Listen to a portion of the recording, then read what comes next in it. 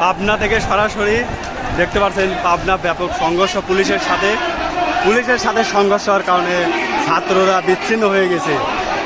আর বিচ্ছিন্ন হওয়ার কারণে পাবনার অবস্থা মোটামুটি খারাপ, অনেকটাই খারাপ হয়ে গেছে।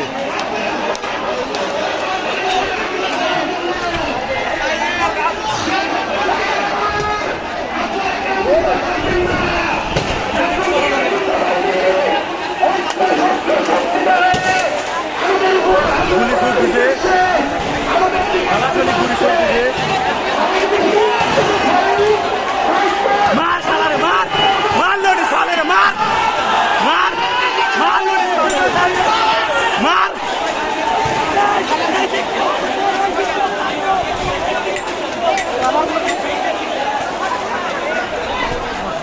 আবার ঢুকে গেছে, দেখি হ্যাঁ গুলি ঢুকে গেছে।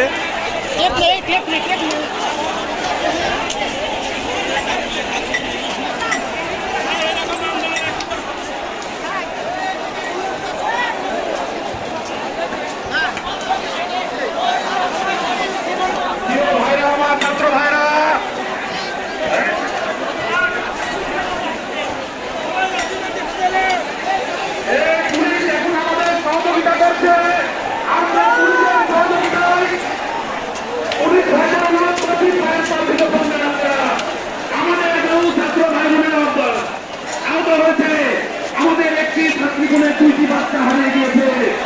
যদি কেউ এই বাচ্চার সন্ধান পেয়ে থাকেন তাহলে 10 তলাতে যোগাযোগ করেন, যে 10 তলাতে আছে 10 তলা।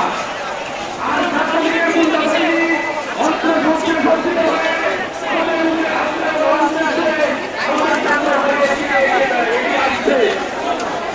প্রকাশ্যে সাহিত্যের ফাঁকি